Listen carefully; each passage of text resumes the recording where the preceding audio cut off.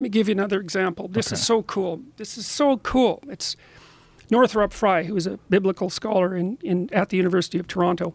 This was one of his elucidations of the structure of the Bible. So the Bible's actually a story, which is weird because it's a whole bunch of different books written by a whole bunch of different people, edited kind of willy-nilly over thousands of years, and then assembled, you know, by committee. It's a really strange book, but it has a narrative structure.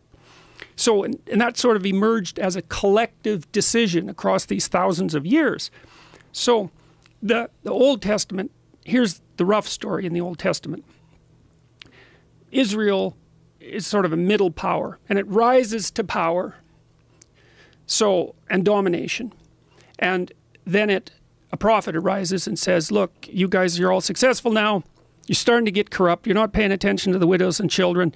You're not running your state according to the superordinate principle. You might say, well, the superordinate principle doesn't exist. It's like, okay, keep running it that way and see what the hell happens. That's what the prophet says, usually at the risk of his life. He says that to the king.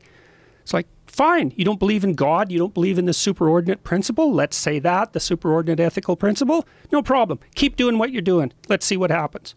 Well, what happens is Israel gets wiped out, you know, and then for generations it's enslaved or its population is being destroyed, and then it sort of climbs back up to power, and then it gets powerful for a brief period of time and it gets corrupt, and a prophet comes up and says, remember that superordinate principle that you made a covenant with? You're not paying any attention to it anymore. You better look the hell out.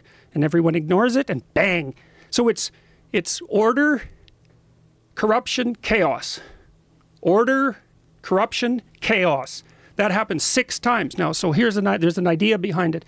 The idea, because the state keeps rising, there's an idea that emerges out of that the aim is the perfect state. That's a utopian dream that arises out of that, let's call it, learned process over thousands of years.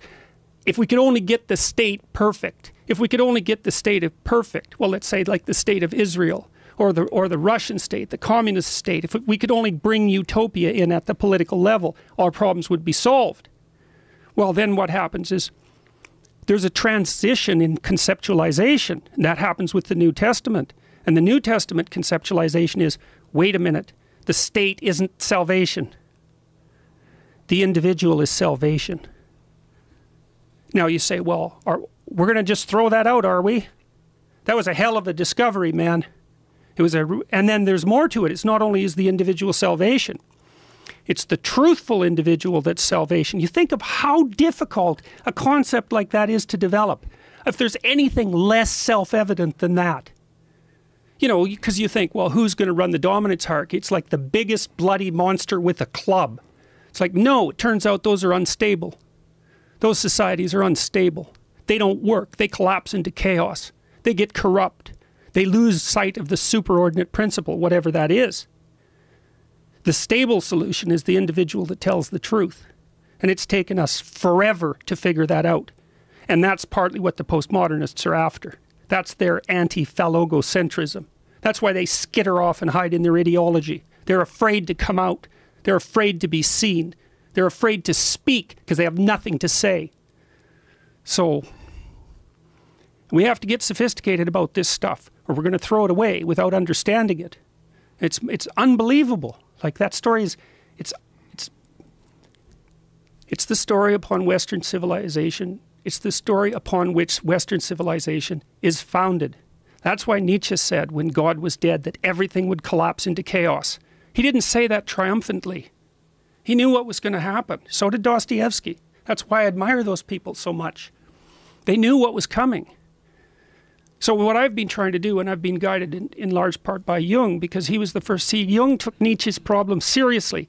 Nietzsche said, look, we're losing our faith. We're losing our ability to relate to this superordinate ethical principle. And he actually blamed Christianity for killing itself with the sword of truth that it had produced. Said, so we're going to lose this, and it's big trouble. Make no mistake about it, because our whole society is founded on those principles. We get rid of the animating spirit at the base of it, we're going to lose all of it. So, and Nietzsche thought, well, we're going to have to become superhuman to manage it. That's where his concept of the overman comes from, or the superman, which the Nazis sort of pulled off and parodied, I would say. Now Jung, you see, Jung was a student of Nietzsche's, not directly, but very much influenced by him. Jung thought that Nietzsche was wrong, that we couldn't create our own values.